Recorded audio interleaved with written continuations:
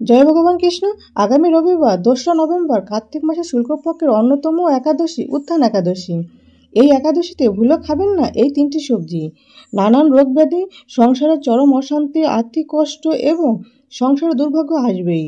কার্তিক মাসের শুক্লপক্ষের একাদশীতে ভগবান শ্রী গোবিন্দ স্বয়ং থেকে জেগে ওঠেন। এই উত্থান একাদশী স্কন্দ পুরাণে ব্রহ্মা নারদ সংবাদে বর্ণনা করা হয়েছে। বছরে 24টি একাদশীর মধ্যে প্রত্যেক সনাতনী হিন্দুর যে 4টি একাদশী অবশ্যই পালন করা উচিত তার মধ্যে উত্থান একাদশী অন্যতম। এই একাদশী প্রবোধিনী নামেও পরিচিত। কার্তিক মাসের শুক্লপক্ষের উত্থান একাদশীর ব্রত কথা মাহাত্ম্য স্কন্দ পুরাণে ব্রহ্মা নারদ সংবাদে বর্ণিত আছে। এই ব্রত নিষ্ঠা সহকারে পালন করলে এবং উত্থান একাদশীর ব্রত কথা ও মাহাত্ম্য কথা পাঠ অথবা শ্রবণ করলে 1000 অশ্বমেধ যজ্ঞ ও শত শত রাজস্ব যজ্ঞের ফল লাভ হয়। নমস্কার বন্ধুরা, আজকের নতুন পর্বে আপনাদের সকলকে জানাই স্বাগত। আজ আমরা শুনবো স্বয়ং ভগবান কৃষ্ণের বলা উত্থান একাদশীর দিন কি করবেন আর কি করবেন না, এবং কি খাবেন আর কি খাবেন না, এবং কোন 3টি সবজি একদমই খাওয়া উচিত নয়। এই দিন যে সবজিগুলি খেলে জীবনে ঘনিয়ে আসতে পারে চরম দারিদ্রতা, পরিবারের সদস্যদের লেগে থাকবে নানান রোগ ব্যাধি, ঘরে বাইরে কথায় কথায় সৃষ্টি হবে অকারণ অশান্তি। আপনি ভালো কথা বললেও লোকে সেটাকে খারাপ ভেবে নেবে, সংসারে নেমে আসবে চরম দুর্ভাগ্য। আপনি উত্থান একাদশীর ব্রত পালন করুন অথবা না করুন, কিন্তু এই দিন অবশ্যই শাস্ত্র অনুসারে নিষিদ্ধ সবজিগুলি বা খাবারগুলি এড়িয়ে চলুন। তাহলে আপনি এবং আপনার পরিবারের সবাই সুরক্ষিত থাকবে। এছাড়াও আমরা জেনে নেব উত্থান একাদশীর 4টি বিশেষ শক্তিশালী উপায় বা টোটকা। এই দিন যে বিশেষ উপায়গুলি করলে আপনার সংসারে সুখ সমৃদ্ধি আসবে এবং আয় উন্নতি বৃদ্ধি পাবে। বন্ধুরা, ভারতীয় পঞ্জিকা অনুসারে 1 নভেম্বর 2025 শনিবার সকাল 9:12 একাদশী তিথি শুরু হচ্ছে এবং 2রা নভেম্বর রবিবার সকাল 7:32 পর্যন্ত একাদশী তিথি থাকবে।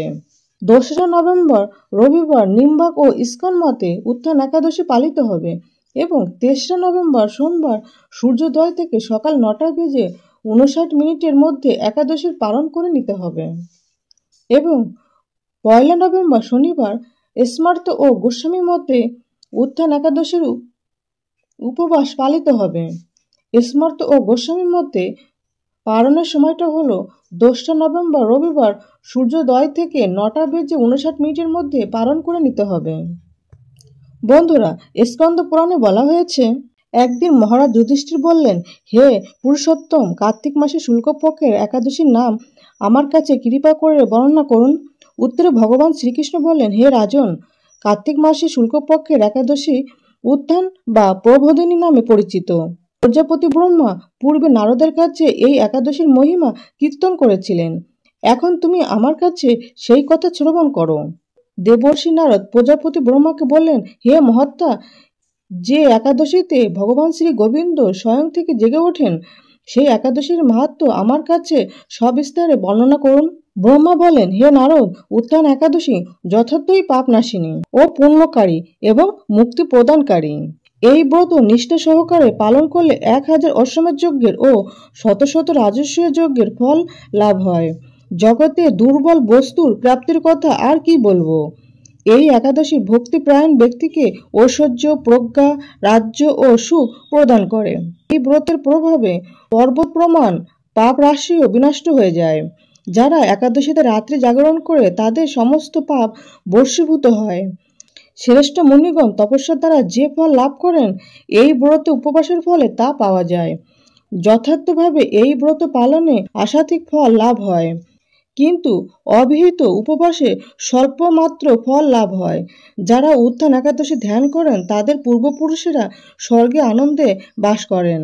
এই একাদশী উপবাসের ফলে ব্রহ্ম হত্যাজনিত ভয়ঙ্কর নরক যন্ত্রণা থেকে নিস্তার পেয়ে বৈকুণ্ঠ গতি লাভ হয়। অশ্বমেধ যজ্ঞ দ্বারাও যা সহজে লাভ হয় না। স্বর্ণ প্রভৃতি দান করলে যে পুণ্য অর্জিত হয় এই উপবাসে রাত্রি জাগরণে সেই সকল অনায়াসে লাভ হয়। যিনি সঠিকভাবে উত্থান একাদশীর অনুষ্ঠান করেন তার গৃহে ত্রিভুবনে সমস্ত তীর্থ এসে উপস্থিত হয়। হে নারদ, বিষ্ণুর প্রিয়তমা এই একাদশীর উপবাসের ফলে সর্বশাস্ত্রের জ্ঞান ও তপস্যায় সিদ্ধি লাভ করে চরমে মুক্তি লাভ হয়।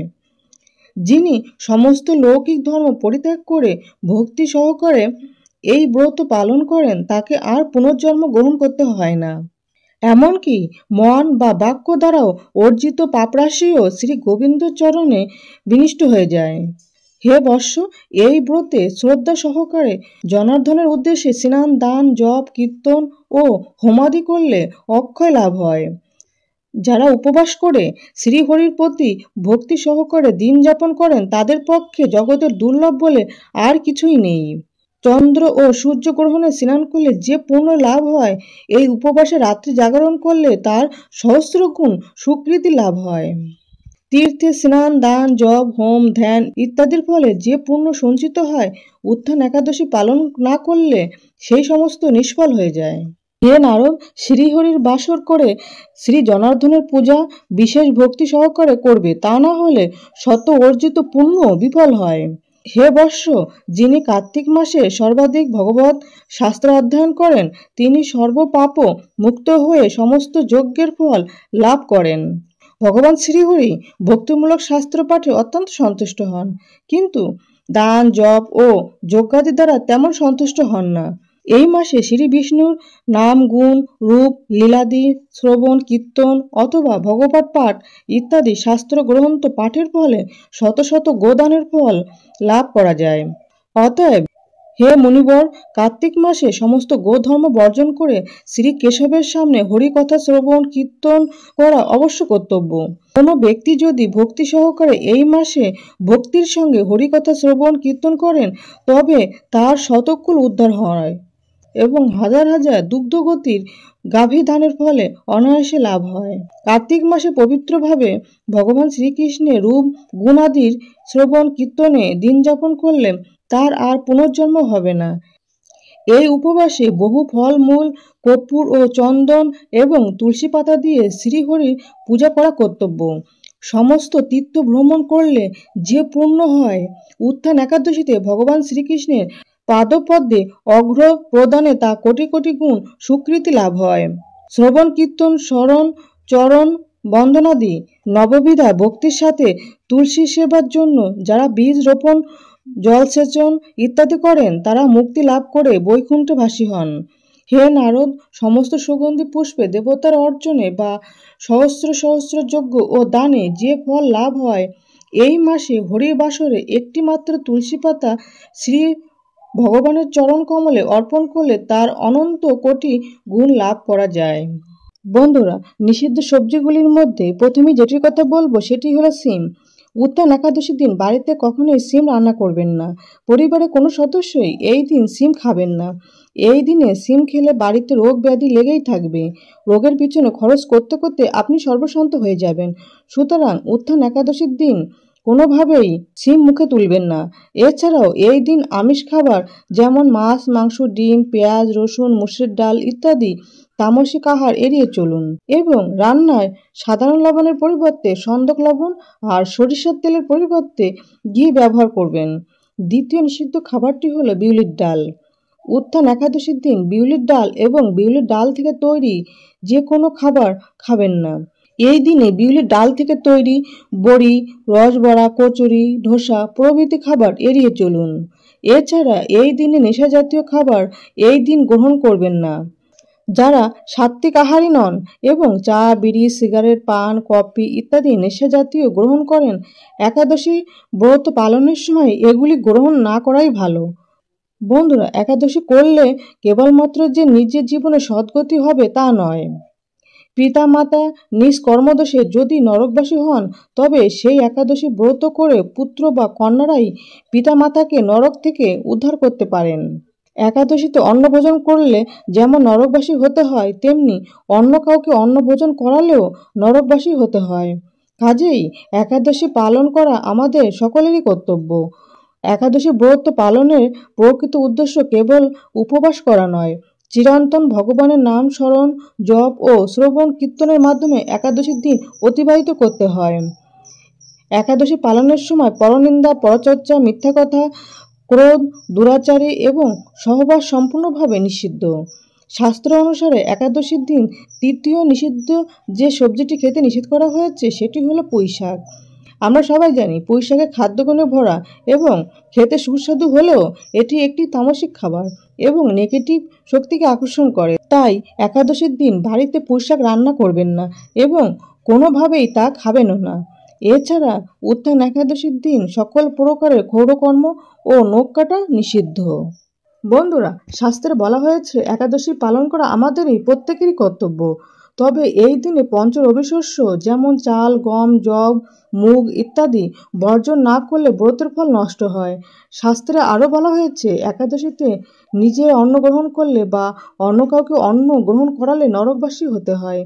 একাদশীর দিনে বিভিন্ন ধরনের ফল মূল যেমন তরমুজ, আনারস, লেবু, আপেল, আম, কলা, পাকা পেঁপে এবং দুধ, দই, ছানা, সন্দেশ, ঘি, আলু, গোলমরিচ, সামার চাল ও পানির ফলের আটার তৈরি খাবার খাওয়া যেতে পারে। এই দিনে ভগবান বিষ্ণু বা ভগবান কৃষ্ণকে তুলসী পাতা নিবেদন করে পূজ্য পাঠ, বিষ্ণু মন্ত্র, গীতা পাঠ, ভগবত পাঠ অথবা শ্রবণ ও সন্ধ্যায় প্রদীপ জ্বালিয়ে হরিনাম করতে হয়। একাদশীর মূল উদ্দেশ্য কেবলমাত্র খাদ্য সংযম নয়, বরং দিনভর ভগবানের নাম জপ, তার ধ্যান, শাস্ত্র পাঠ ও কীর্তন করা উচিত। কারণ নাম সংকীর্তনেই সর্বত্র সাধনা।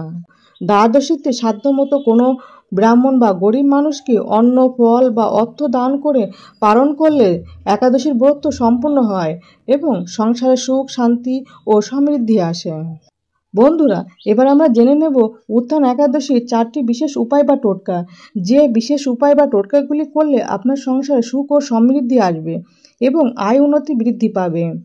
প্রথম উপায়টি হলো উত্থান একাদশীর রাতে ভগবান নারায়ণের সামনে একটি শ্রীফল বা বেল ও 5টি পান পাতা রেখে পুজো করে পরের দিন তা দান করুন। এতে আপনার অর্থকষ্ট দূর হবে। দ্বিতীয় উপায়টি হলো এই একাদশীর দিন ঘরে ছোট একটি কলসিতে জল ভরে তার উপর আম পাতা ও নারকেল রেখে ভগবান বিষ্ণুকে নিবেদন করুন। তারপর সেই জল পরের দিন গৃহে ছিটিয়ে দিন। এতে অশুভ শক্তি দূর হয়ে যায়। তৃতীয় উপায়টি হলো একাদশী রাতে গঙ্গা জল বা পরিষ্কার জল দিয়ে চাঁদের দিকে তাকিয়ে অর্ঘ্য দিন এবং ভগবানের নাম জপ করুন। এতে পাপ নাশ হয়। চতুর্থ উপায়টি হলো এই দিন সন্ধ্যায় তুলসী গাছের নিচে ঘিয়ের প্রদীপ জ্বালিয়ে ভগবান বিষ্ণুর নাম জপ করুন। এর ফলে অশান্তি দূর হয়। এবং মনে রাখবেন, উত্থান একাদশী টোটকা বা উপায় তখনই কার্যকরী হয় যখন এগুলি ভক্তি, নিষ্ঠা ও আন্তরিকভাবে পালন করা হয়। বন্ধুরা, আর একটি বিশেষ কথা বলে রাখি, এই দিনে শ্রী বিষ্ণুর চরণ কমলে একটি তুলসী পাতা অবশ্যই অর্পণ করবেন। এতে অনন্ত কোটি গুণ ফল লাভ করা যায়। বন্ধুরা, আশা করি ভিডিওটি আপনাদের সামান্য হলেও উপকারে আসবে। ভগবান কৃষ্ণ ও মা লক্ষ্মীর কৃপায় আপনারা সবাই ভালো থাকুন, সুস্থ থাকুন এই প্রার্থনা করি। আজ তাহলে এখানে সমাপ্তি করলাম। জয় ভগবান কৃষ্ণ, জয় মা লক্ষ্মী, জয় মা একাদশী মাতা।